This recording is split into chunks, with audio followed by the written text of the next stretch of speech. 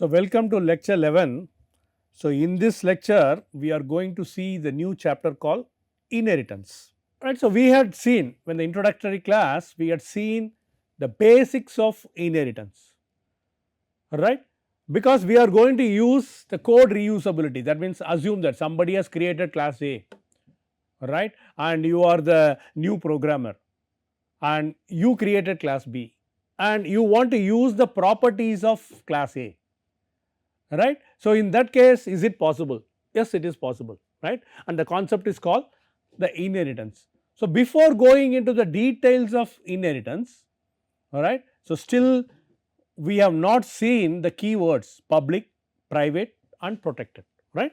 So, this particular example will tell you, so what is meant by, right, the public access specifier or access modifier, what do you mean by private, what do you mean by protected.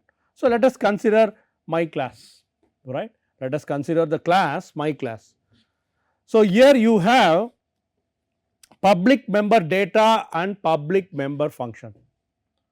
So, what do you mean by public member data? So, this can be accessed from anywhere. This particular data or member data can be accessed from anywhere in the program, alright. Similarly, you have void public function, correct. So, this member function can be accessed from anywhere, right, in the program. So, it has one cout statement, this is a public function, and another access specifier is private, alright. You have private variable. So, this can be accessed only within the class. So, inside the class, that means the my class can use this. So, here you have my class. So, inside this my class you can use this. So, when you are creating an object outside the class, so assume that you are creating an object, right, my class let us say C1, but the C1 cannot access this private variable and similarly it cannot access private function, right, you are defining outside the class. So, that means when you have the private member data or private member function, so this can be accessed only within the class, right. So, you cannot access outside the class. So, here the function is a private function cout, this is a private function, right. And similarly, you have protected access specifier, right, or access modifier, protected, right. So, private public we had seen so far, first time we are seeing protected.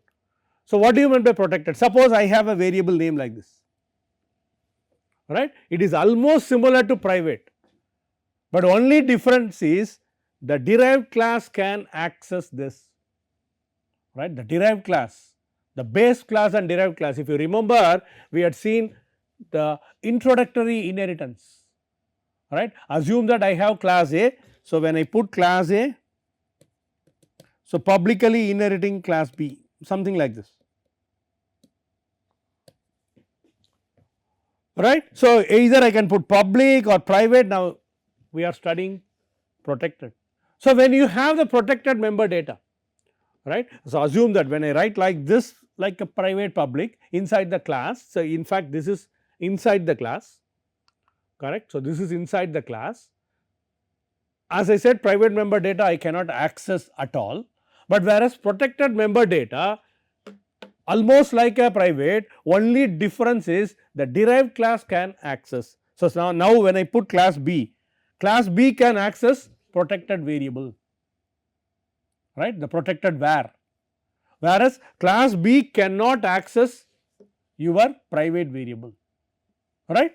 So, when I am inheriting, correct. So, when I am inheriting, so assume that class A is nothing but my class, right, here this A is nothing but my class, syntax point of view I wrote like this, correct. So, when it is protected it can be accessed in the derived class, whereas private member data cannot be accessed by derived class also, that is the only difference. The derived classes can access the protected member data or even the member functions. So, next one we are seeing the member functions. So, this can be accessed, the member functions can be accessed, right, by the derived class, and then the protected function you are writing, this is a protected function, and the class is over. So, now we have seen all the access modifiers, now you know the meaning, right. So, we have completed objects, classes, constructors, we have kept on using public, private, slowly we are understanding the access specifiers public, private and protected. So, public means it can be accessed anywhere. So, this member data and member functions can be accessed anywhere, whereas if it is private it can be accessed only within the class, and in the case of protected it can be accessed by the derived class only. It is almost like private, right. So, we are going to study once the derived class is accessing. So, for the derived class the protected data member will become private, right. In the derived class B your protected member data. So, this will be private. So, suppose I am going for the multi level class C, right, class C publicly inheriting. So, let us say class, in fact I have to write like this, class B, this is just I gave an example previously, here you go, class B is publicly inheriting class A, right, and here class C is publicly inheriting class B. So, in this case what is happening, class A, assume that class A it is protected, right, class A contains the protected member data. So, in class B it is becoming private, it can access, but it is becoming private. So, that C cannot access now, right. So, that means B is the derived class of A, it can access, right. So, that is what it is written over here, can only be accessed from within the class and its derived classes, So, B is the derived class of A, but C cannot access, right. So, that is the meaning. So, it is almost like a private. So, you can see how the data is being secured, right. So, whatever the member data that you are using, how it is being secured. So, now we will see by an example, right. So, we are using several public member data and member functions, right. So, first we will talk about the public member data and member functions. So, that means this can be accessible anywhere outside the class, right, but within a program, that is obvious, correct. So, you have to use within a program. So, now I have class line, right, assume that I have class line.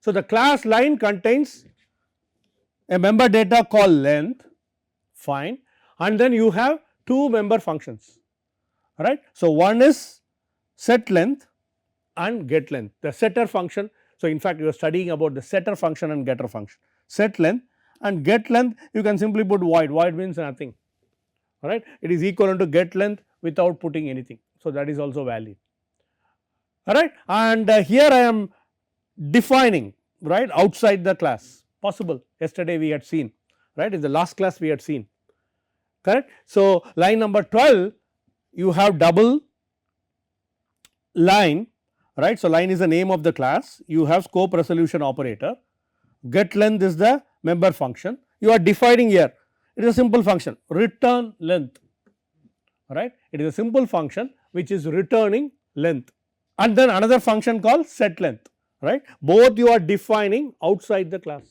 You have declared line number 7 and line number 8, first line number 8, right. So, you have done that, right, you have defined outside the class with the help of scope resolution operator. So, if I put two dots, right, two colons, you call this as scope resolution operators, two colons, right, and line number 7 set length you are defining here, this is line number 7 you are defining, right. So, length whatever you are passing will be stored in length, right. So, there you are returning length, so here it will be stored.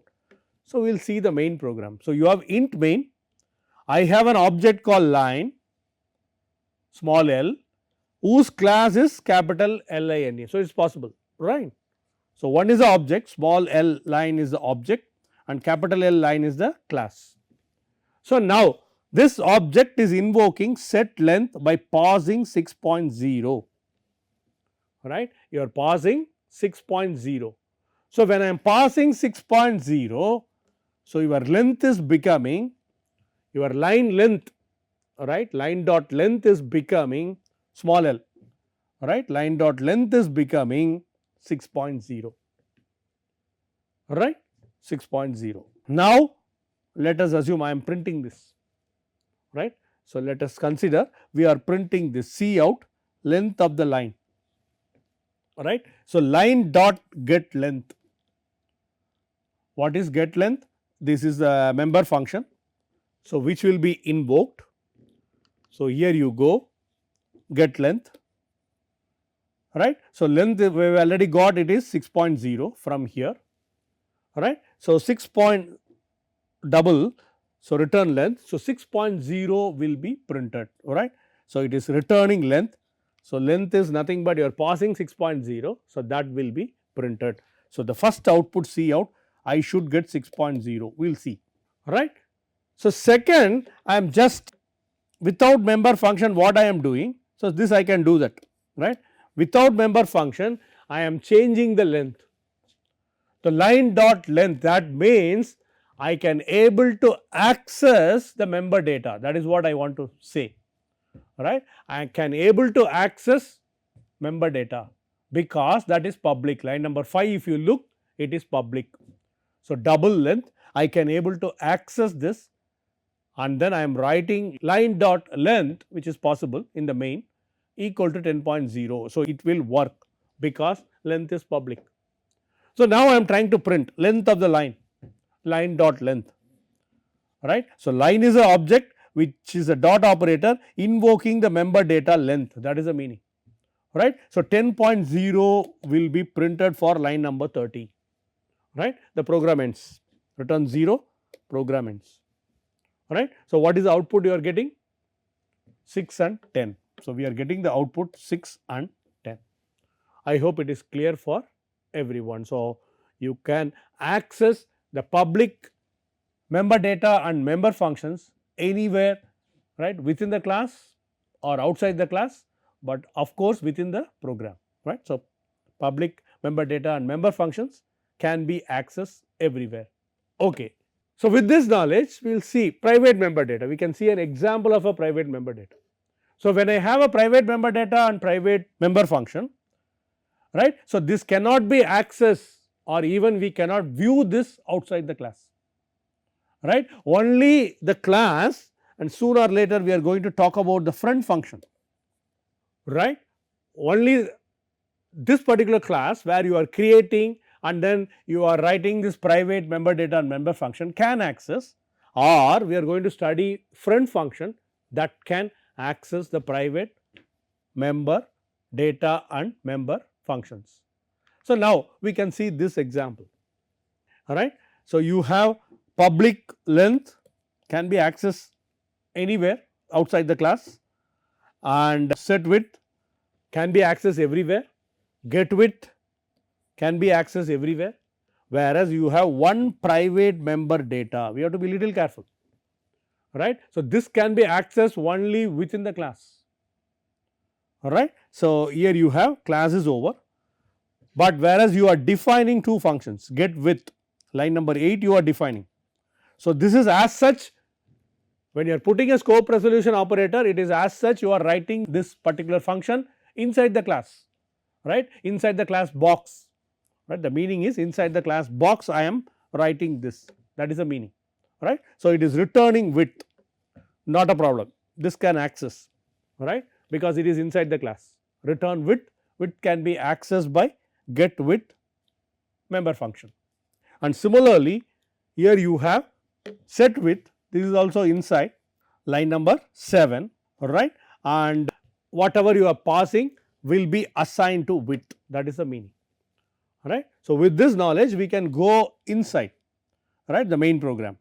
So, you are creating a box small b which is the object and capital B is the class, right. So, now let us put box dot length is equal to 10.0, right, box dot length is equal to 10.0, absolutely fine because length is public, alright. The length member data is public, not a problem, right. And then C out, length of the box. So, obviously, I will get 10 as the output, first output will be 10.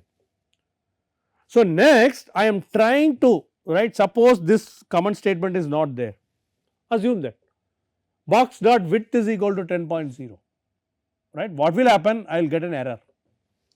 Why I am getting an error? Because width is private to the class box. So, the private member data I cannot access, right. So, the same code what we can do, we remove this comment statement and try to run the code, you will get an error, right. So, this is the meaning, we cannot access the private member data and private member function. So, this will throw an error. So, now how we can use it? So, for example, I mean the box is invoking set width, box is calling set width by passing 10.0. So, when I am passing 10.0, right, your WID is assigned to width, now it can be accessed, right, but you have to use in a careful way.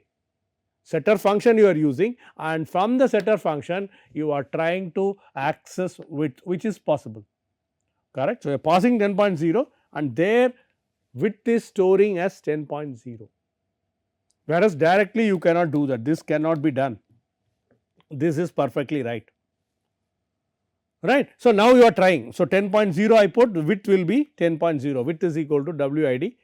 So, the box object whose width is 10.0. So, now you are trying to print this, see out width of the box, right. So, box is invoking get width, right, box is invoking the get width. So, where is your get width? Here you go, return width, alright. So, width is assigned to 10.0 here, correct. So, that will be printed. So, I will get one more 10 as the output, correct. So, when I run the code, I will get the output. So, length of the box is 10, width of the box is 10, right. So, this is what the output we are expecting and we are getting, right. So, the problem here is, if you look at line number 31, assume that there is no comment statement, and then if you try to run the code, you will get an error. The reason is, outside the class you cannot access the private member data, right. So, these are the output we have got. So, this is how we can use the private member data and the public member data, in the sense member function as well. Okay. So, now protected. So, protected is, as I said, already said, very similar to private member data, right, private member, but only difference is the derived class can access, right. You have base class and derived class, the derived class can access the private member data. So, for this, all right, so maybe I will briefly tell about this. Slowly I am introducing the inheritance. So, what do you mean by inheritance? So, you will see that, right. So, in fact, we had seen an example. If you recall, in the introductory class, we had seen the example, right, how to use the inheritance. So, assume that I have a class box, right, box is the base class, box is the base class, right. It has one protected member data called width, right, one protected member data called width, and I have another box called small box.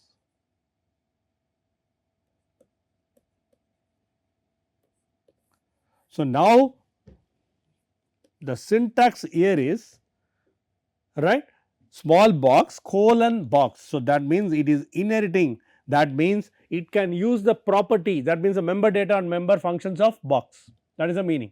We have studied during our introductory class, if you recall, I introduced the inheritance. We have 5 different inheritance, I introduced this, right. So, now in brief we are going to see, in this chapter we are going to see in brief. So, small box, so that means small box is the derived class, and which is the base class? Box is the base class, alright. So, now you have public member function in small box. set small width, get small width, alright. You have one argument width in set small width and it is a void for no argument in get small width, alright. Your box class is ending in line number 7 and small box class is ending in line number 13. Okay. So, now we can see how we can access this width, how small box is going to access this protected member data called width. So, here we define small box, get small width is line number 12 and get set small width, so which is line number 11, right, which is line number 11. So, now you go the main program, right. So, here like last program the get and set, right, getter function and setter function you call it as, it is a very famous one in object oriented, right. So, you are setting like a last two programs you are doing this. So, now I create an object box under small box, class is small box, alright. So, now I try to access set small width, alright, I try to access set small width, alright, set small width over here line number 11, set small width, that means you have width WID. So, that will be assigned to width, right, that will be assigned to width. So, now inside the class, right, obviously inside the class it can be accessed, width can be accessed, not a problem, right.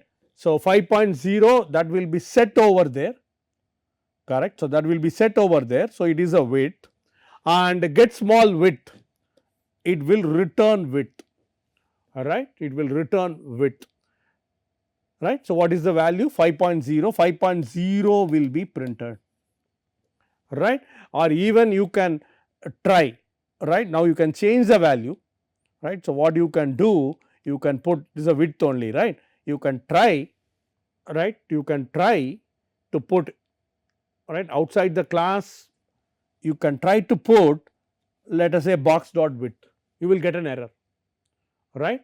So, it cannot be accessed outside the class, it is behaving exactly like a private member data. Whereas, since small box is the derived class, right, since small box is the derived class, it can access, right, it can access width. So, we are trying to access width in two cases, right. So, when I am setting set small width 5.0, right. So, WID I am passing 5.0, your WID is 5.0. So, now width is equal to 5.0 possible, right. So, that means small box is a derived class that can access the protected member data of the base class, right. Another one you are returning, right, when I am calling get small width, it is returning width, yes, this particular member function can also access, because this member function is under the derived class, right. Whereas, if you try to put, so assume that you are trying to put let us say C out your box dot width, it will give an error, right. So, similarly you will get an error if it is a private. Assume that line number 5 what do you do? So, you can test now, you can test now various cases. So, slowly you have already studied classes, objects, constructors etc. So, now you can practice. So, remove line number 5 what do you do?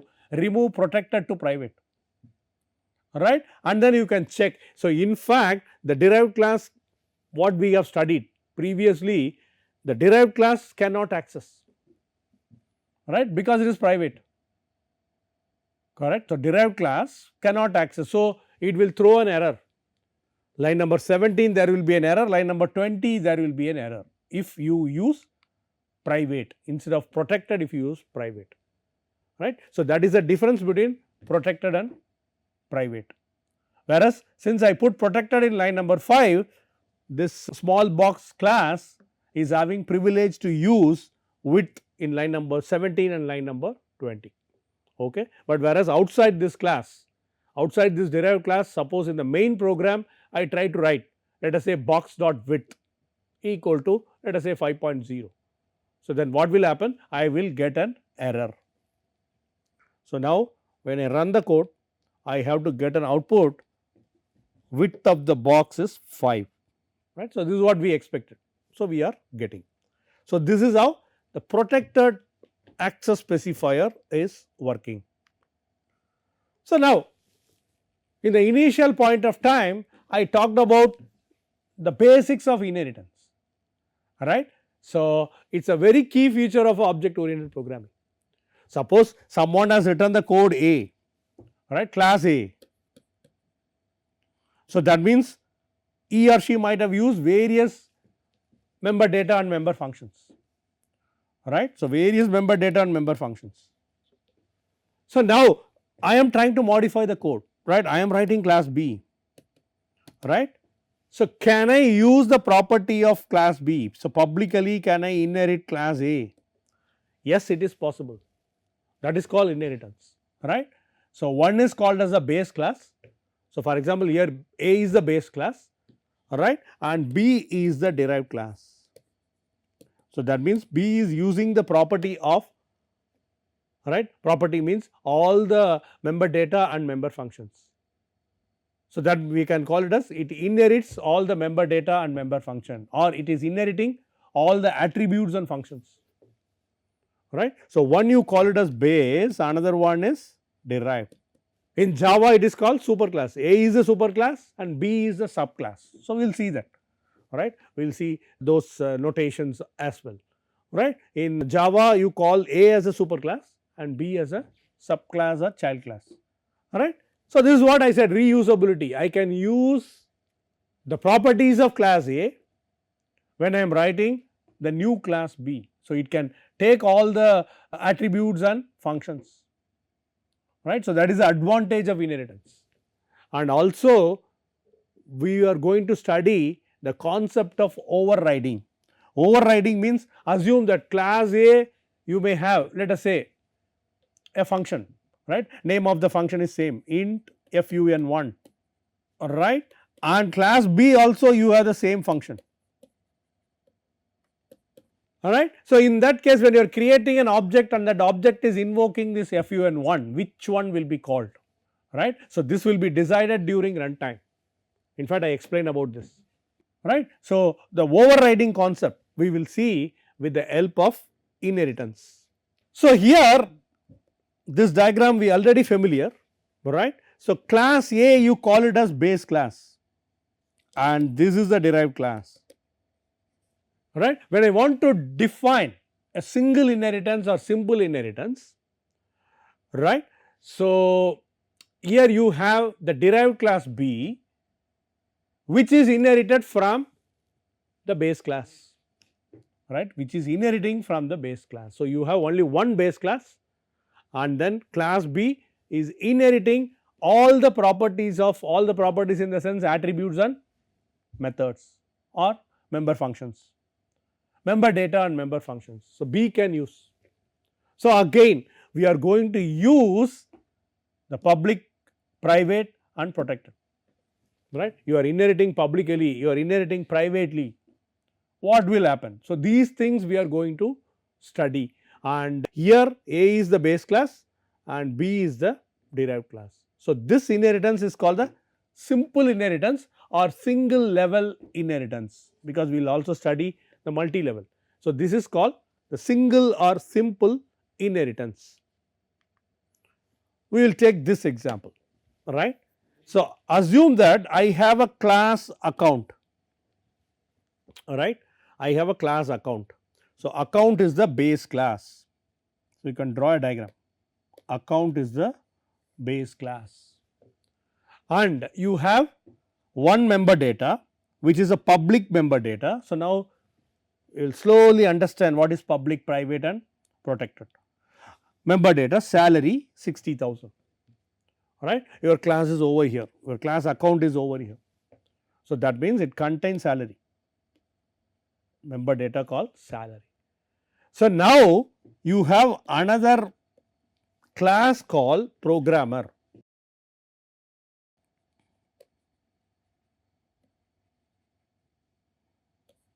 and you have, this is the syntax, you put a colon, I am going to publicly inheriting account class, alright. You can write it here public. So, this is a notation you are using. So, that means programmer is publicly inheriting account class, programmer class is publicly inheriting account class. The account class contains only one member data called salary. So, that means whenever you are creating an object under programmer, that object can access salary, right, that is the meaning. So, your class programmer, so publicly right inheriting account class, and this programmer has one member data called bonus, right. So, it is having member data called bonus. Class ends here, that means the programmer class ends here, line number 11, and here you go. So, I have the object P1 under the class programmer. So, we are right, we are printing out two things here, P1 dot salary. So, P1 which is accessing salary, alright. So, salary is 60,000, P1 you have created under programmer, right. So, P1 you have created under class programmer. So, this P1 can access, so P1 is an object, right, because of the public inheritance. So, P1 can access salary possible, alright. So, what you are getting, P1 dot salary, the first output I expect 60,000, and rest is same class you are accessing, P1 dot bonus, bonus which is available over here, line number 10, right, 5,000. So, I will get a 5,000 as output, correct. So, when I run the code, I will get salary 60,000, this is what we are expecting the first output, and bonus 5,000. So, the point here is the object P1 you are creating under programmer, right, in this particular class, that means a derived class, right, this is a derived class, right. So, derived class you have P1. So, this P1 can access the base class property, right, property means the member data and member functions. So, it can access salary as well. So, therefore, when you are printing P1 dot salary, you are getting the output.